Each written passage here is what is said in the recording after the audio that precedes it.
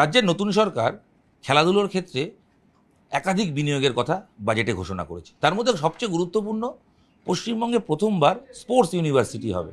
আমরা কথা বলবো এই বাজেটের পর রাজ্যের ক্রীড়ামন্ত্রী ইন্দ্রনীল খায়ের সঙ্গে। ইন্দ্রনীলদা, স্পোর্টস ইউনিভার্সিটি এর আগে একাধিক আলোচনা হয়েছে, কোনো সময় হয়নি এর আগের গভর্নমেন্ট বা তার পূর্ববর্তী গভর্নমেন্ট কখনোই স্পোর্টস ইউনিভার্সিটি, যে খেলাধুলো যেটা বিশ্বের সবাই করে ফেলেছে, সেই সিদ্ধান্ত কতটা গুরুত্বপূর্ণ? দীর্ঘদিন ধরে পশ্চিমবঙ্গে ক্রীড়া অবহেলিত ছিল, অত্যাচারিত ছিল ক্রীড়া জগৎ, এবং চূড়ান্তভাবে রাজনৈতিকভাবে যে প্রভাব ছিল তার ফলে স্বজনপোষণ চলেছে, সিন্ডিকেট চলেছে, কিন্তু খেলার কোনো উন্নয়ন হয়নি আর খেলোয়াড়দের উন্নয়ন হয়নি। খেলোয়াড়রা বঞ্চিত থেকেছেন এবং ক্রীড়া বারবার পরাজিত হয়েছিল এর আগের সরকারের আমলে। এবং নতুন সরকার আসার সাথে সাথে আমাদের সম্মানীয় মুখ্যমন্ত্রী শ্রী শুভেন্দু অধিকারী মহাশয় বারবার বলেছেন যে ক্রীড়া বিশেষ করে আমাদের ফিজিক্যাল অ্যান্ড মেন্টাল ওয়েলবিংয়ের জন্য বিশেষ জরুরি। আমাদের ছেলেমেয়েরা যাতে আগামী দিনে প্রফেশনাল স্পোর্টস পার্সন হতে পারে তার জন্য তিনি বিশেষ প্ল্যান বলেছিলেন। এবং আজকে বাজেটের মাধ্যমে আমরা দেখতে পেলাম যে পশ্চিমবঙ্গের ইতিহাসে এই প্রথম স্পোর্টস ইউনিভার্সিটি হচ্ছে, যেখানে আমরা আগামী দিনের খেলোয়াড়দের তারা প্রফেশনাল বিভিন্ন ক্ষেত্রে, কেউ শুটিং, কেউ সুইমিং, কেউ অ্যাথলেটিক্স, কেউ টেবিল টেনিস, কেউ টেনিস, ব্যাডমিন্টন, ফুটবল, ক্রিকেট সহ বিভিন্ন যে ক্রীড়া আছে, প্রত্যেকটা বিভিন্ন যে ডিসিপ্লিন আছে, সেখানে আমাদের ছেলে মেয়েরা আগামী দিনে যাতে শুধু পশ্চিমবঙ্গ নয় ভারতবর্ষকে গর্বিত করতে পারে, সেই সুযোগ, সেই ব্যবস্থা করার জন্য এই স্পোর্টস ইউনিভার্সিটি আজ ঘোষিত হলো। ডেফিনেটলি এটা একটা নতুন দিগন্ত, কারণ একটা অন্য অ্যাঙ্গেল খুলে গেল। মানুষ পড়াশোনা করে সবাই যে খেলোয়াড় হবে তা তো নয়, কোচ বা ম্যানেজমেন্টের কাজ করতে পারবে। পাশাপাশি বাজেটে খুব গুরুত্বপূর্ণ একটা বিষয় রয়েছে, স্টেডিয়াম হবে উত্তরবঙ্গে। উত্তরবঙ্গ সবসময় বলা হতো বঞ্চিত, উত্তরবঙ্গে সেই মানে স্টেডিয়াম নেই। উত্তরবঙ্গে স্টেডিয়াম, তার সঙ্গে আমি একটু জুড়ে দেবো রবীন্দ্র সরোবর স্টেডিয়ামকে আরও আধুনিক করা এবং সকল স্টেডিয়ামকে রেনোভেট করতে হবে। দেখুন, দীর্ঘদিন ধরে উত্তরবঙ্গ যেভাবে বঞ্চিত ছিল, উত্তরবঙ্গে এইমস হয়নি, উত্তরবঙ্গে আইআইটি আইআইএম হয়নি। আজ বাজেটের মাধ্যমে সেখানে আগামী দিনে AIIMS, IIT, IIM, cancer hospital সহ বিভিন্ন জনমুখী জনকল্যাণমূলক প্রকল্প আজ ঘোষিত হয়েছে। তার সাথে সাথে বিশেষ করে ক্রীড়া, যেখানে আমাদের ছেলে মেয়েরা যাতে আগামী দিনে বিশেষ করে যেমন একদিকে খেলোয়াড়রা এক্সপোজারের সুযোগ পায়, আর তার সাথে সাথে বিভিন্ন ধরনের প্র্যাকটিস থাকে, ট্রেনিং থাকে, ন্যাশনাল, তারপর in fact within the state also বিভিন্ন যে ট্রায়ালসগুলো হয়, তার জন্য প্রপার স্টেডিয়াম ছিল না। এবং যে কটা স্টেডিয়াম এর আগে দেখেছিলাম সেগুলো সব ভগ্নাবশেষ পরিস্থিতিতে রয়েছে। দীর্ঘদিন ধরে আমাদের ছেলেমেয়েরা, উত্তরবঙ্গের খেলোয়াড়রা বঞ্চিত থেকেছেন। তাই উত্তরবঙ্গের আগামী দিনে স্পোর্টস অর্থাৎ খেলোয়াড়দের জন্য, যারা স্পোর্টস পার্সন আছে এবং তার সাথে সাথে ক্রীড়াপ্রেমী যারা বসে খেলাটা দেখতে পাবেন, খেলা দেখতে, ক্রিকেট দেখতে কাউকে কলকাতা অবধি 12 ঘন্টা জার্নি করে আসতে হবে না। একটা ফুটবল ম্যাচ দেখতে গেলে আপনাকে এত দূর আসতে হবে না। তার জন্য আমরা উত্তরবঙ্গে এখানে একটা প্রপার ইন্টারন্যাশনাল স্টেডিয়ামও গঠিত হতে সেই চলেছে। স্টেডিয়ামটা কি, যেহেতু আমরা যদি স্টেডিয়াম দেখি রাজ্য, সেটা যুব ভারতী ফুটবলের, ক্রিকেটের জন্য ইডেন, সেক্ষেত্রে উত্তরবঙ্গের স্টেডিয়ামটা সেটা কি দুটো খেলার কথা ভেবে বা কি হবে ওটা? ভেবেই করা হবে, কারণ ল্যান্ড ডিমার্কেশন কিছু আছে এবং আমরা যাতে আন্তর্জাতিক স্তরে সেখানে, ইনফ্যাক্ট সেখানে অ্যাথলেটিক ট্র্যাকেরও চিন্তাভাবনা আছে, যাতে অ্যাথলেটসরা, কারণ তারা সুযোগ পায় না, প্রপার ট্র্যাক না থাকলে তারা ট্রেনিং ঠিক হয় না। এবং আমাদের ছেলেমেয়েদের বিশেষ করে এটা অ্যাথলেটিক্স এমন একটা জায়গা যেখানে আমাদের অনেক আগে থেকে আমাদের ট্রেনিং হতে হয়, তবে আমরা গিয়ে ইন্টারন্যাশনাল স্ট্যান্ডার্ডসে যেতে পারি। তো সেই জন্য আমাদের প্রপার ট্র্যাক দরকার। সেক্ষেত্রে এক মাঠে ক্রিকেট ফুটবল দুটো সম্ভব? সেটা আমরা আলোচনা করে বলবো, কিভাবে করব সেটা বলে দেবো। এবং সেখানে বিভিন্ন ডিসিপ্লিন নিয়ে আমরা খেলা হবে এবং ওখানে যে কাঞ্চনজঙ্ঘা স্টেডিয়াম আছে সেটাকেও আমরা ইউটিলাইজেশন করব। সুতরাং কাঞ্চনজঙ্ঘা স্টেডিয়াম যেমন আছে সেটা তো থাকবেই, সেটাকেও আমরা রিনোভেট করব। কাঞ্চনজঙ্ঘা স্টেডিয়াম, রবীন্দ্র সরোবর স্টেডিয়াম সহ পশ্চিমবঙ্গের বিভিন্ন যে স্টেডিয়ামগুলো ভগ্নাবশেষ হয়ে বসে আছে, যেখানে এখন আর খেলাধুলা সেভাবে হয় না, সেখানেও আমরা এক তো দখলমুক্ত করা শুরু হয়ে গেছে দেখেছেন রবীন্দ্র সরোবর স্টেডিয়ামের ক্ষেত্রে, এবং অন্যান্য জায়গায় যেগুলো without any agreement, without any MoU যারা জবরদখল করে রেখেছে, সুতরাং জবরদখলকারীদের থেকে মুক্ত হবে এবং খেলোয়াড়দের হাতে সেই প্রত্যেকটা স্টেডিয়াম আমরা তাদের হাতে দেবো। আরও কয়েকটা গুরুত্বপূর্ণ ঘোষণার মধ্যে একটা অন্যতম, সেটা হচ্ছে যে প্রত্যেকটা বিধানসভায় একটা করে ইনডোর স্টেডিয়াম হবে। এটা কি খেলো ইন্ডিয়া, যেহেতু খেলো ইন্ডিয়াও রাজ্যে কার্যকর হতে চলেছে, তার জন্য কেন্দ্রের একটা হিউজ বাজেট থাকে, তো সেই প্রত্যেকটা বিধানসভায় একটা করে ইনডোর স্টেডিয়াম, এই পরিকল্পনা কি হবে? সেইখানে কোন স্পোর্টসগুলোকে প্রায়োরিটি দেওয়া? দেখুন, দীর্ঘদিন ধরে পশ্চিমবঙ্গের ছেলেমেয়েরা খেলো ইন্ডিয়ার বিভিন্ন বেনিফিটস থেকে আমরা বঞ্চিত থেকেছি। সরকার খেলো ইন্ডিয়ার মতন এত একটা সাকসেসফুল ন্যাশনাল স্কিমকে পশ্চিমবঙ্গে ইমপ্লিমেন্ট করেনি এর আগে। তো এখন পশ্চিমবঙ্গে যখন এই তৃণমূল সরকার উৎখাত করেছে পশ্চিমবঙ্গের মানুষ, আজ পশ্চিমবঙ্গ সরকার হচ্ছে শ্রী শুভেন্দু অধিকারী মহাশয় নেতৃত্বে পশ্চিমবঙ্গ সরকার খেলো ইন্ডিয়াকে একটা স্পিডি ইমপ্লিমেন্টেশন এবং সর্বস্পর্শী ইমপ্লিমেন্টেশনের কথা বলেছেন। অর্থাৎ প্রত্যেক বিধানসভা স্তরে যাতে আমরা একটা প্রপার স্টেডিয়াম করতে পারি, সেরকম ইনডোর স্টেডিয়াম যেখানে ইনডোর গেমসগুলো আমরা খেলতে পারি, এবং বিভিন্ন ক্ষেত্রে যেখানে আউটডোর স্টেডিয়ামগুলোও রয়েছে যেগুলো দীর্ঘদিন ধরে অবহেলায় পড়ে আছে, মেনটেনেন্স হয়নি, সেগুলোকেও আমরা রিভাইভ করব। সেগুলো কি যেগুলো রয়েছে এগুলো ছাড়াও একটা করে হবে? যেগুলো রয়েছে সেগুলো তো আছে, সেগুলো আমরা রিনোভেশন হবে।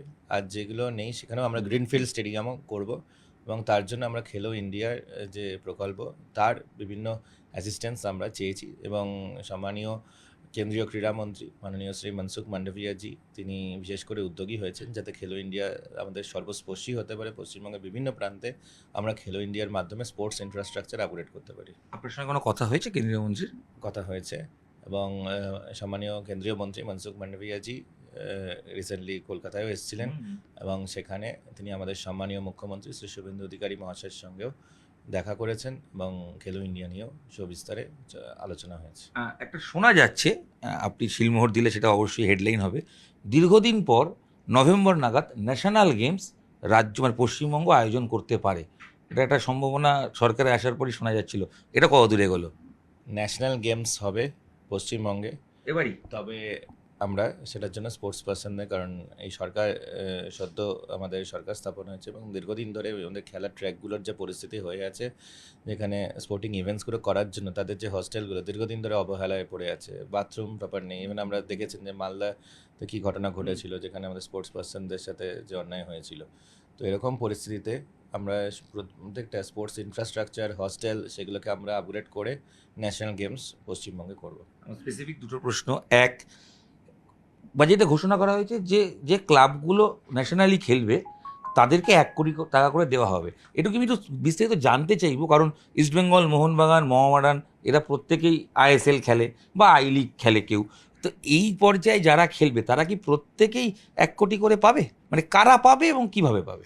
যারা ন্যাশনাল ক্লাবস আছে, ন্যাশনাল ক্লাবস অর্থাৎ আমাদের এখানে যে স্পোর্টস ক্লাবসগুলো আছে, যারা ন্যাশনালি পশ্চিমবঙ্গকে গর্বিত করেছে, অল স্পোর্টস, বিভিন্ন স্পোর্টস যেগুলো আমাদের রিকগনাইজ স্পোর্টস ডিসিপ্লিন আছে, সকল স্পোর্টসের জন্য যারা সব ক্লাবরা দীর্ঘদিন ধরে তারা বিভিন্নভাবে চেষ্টা করেছেন আমাদের ছোটো ছোটো ছেলে মেয়েদেরকে, তাদেরকে বিভিন্নভাবে সাপোর্ট করেছে, এবং তারা আগামী দিনে সেই ক্লাবের মাধ্যম দিয়ে পশ্চিমবঙ্গ রাজ্যকে গর্বিত করেছে। সেই সকল ক্লাবগুলোর ক্ষেত্রে সেগুলো নিয়েও আমরা ডিটেলড নিয়ে আমাদের এসওপি, আমাদের পলিসি ডকুমেন্টও শেয়ার হবে।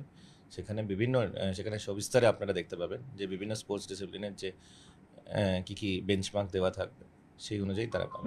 ইস্টবেঙ্গল, মোহনবাগান ইনক্লুডিং?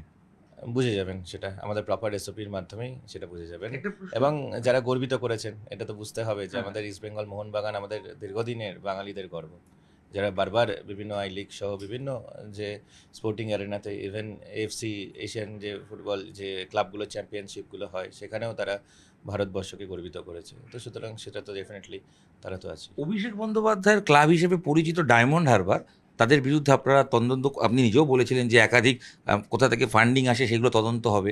সেই ক্লাবটা অলরেডি আইএসএল এর জন্য, সর্বোচ্চ লিগের জন্য কোয়ালিফাই করেছে। সেক্ষেত্রে এই ক্লাবের ক্ষেত্রে আপনারা কিভাবে দেখবেন? মানে এরাও কি এলিজেবল, না তদন্ত শেষের পর সিদ্ধান্ত নেবেন?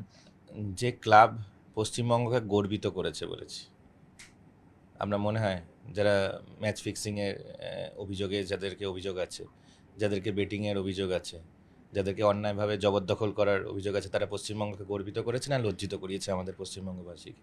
ক্রীড়াক্ষেত্রে যারা জবরদখল করেছে, যারা সিন্ডিকেট চালিয়েছে, ডেফিনেটলি তাদের কোনো স্থান থাকবে না, খেলোয়াড়দের স্থান থাকবে। এবং যারা দীর্ঘদিন ধরে খেটে পশ্চিমবঙ্গে ক্রীড়াকে টিকিয়ে রেখেছে, এবং আগামী দিনে যাতে আরও তারা বিভিন্নভাবে পশ্চিমবঙ্গবাসীকে গর্বিত করতে পারে, সেই সকল ক্লাবদের জন্য এই ব্যবস্থা থাকবে। সিএবি যেহেতু তারা এক স্বশাসিত হিসেবে, তারাও কি ইনক্লুডেড? এটা জাস্ট ক্লিয়ার করার জন্য জিজ্ঞেস করছি। সেগুলো সিএবি যদি এরকমই মর্মে কোনো প্রপোজাল, সিবির অনেক কিছু কনস্টিটিউশনের বিষয় আছে, কারণ তারা স্বয়ং বিভিন্ন বিসিসিআই এর তারা সেখানে অনেক কিছু অধীনস্থ আছে, এবং স্বয়ং শাসিত যে সংস্থার মধ্যে একটি। তো সুতরাং তারা যদি কোনো সময় ফাইন্যান্সিয়াল অ্যাসিস্ট্যান্সের জন্য সরকারের কাছে আসে তখন উই উইল কনসিডার।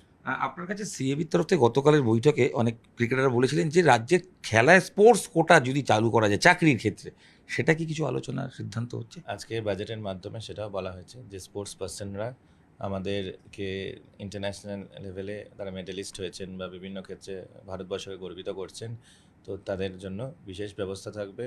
তাদেরকে ডিএসপি র্যাঙ্ক অবধি বা ইন্সপেক্টর র্যাঙ্ক অনুযায়ী, সেই অনুযায়ী এসওপি অনুযায়ী তাদের চাকরির ব্যবস্থা। আমার শেষ প্রশ্ন, ইউথ মিনিস্টার হিসেবেও অলরেডি একটা ভাতার কথা ঘোষণা করা হয়েছে, ভাতা বলবো না অনুদান বলবো, যেটা গ্র্যাজুয়েট হলে 3,000 নাহলে 2,000 ওভারঅল সেই পার্টটা, এবং ইউথ হোস্টেল, নিজস্ব প্রচুর হোস্টেলও রয়েছে, সেগুলোর অবস্থা সত্যি বেহাল। সব মিলিয়ে আপনি এগুলো নিয়ে কি মানে কাজ করছেন?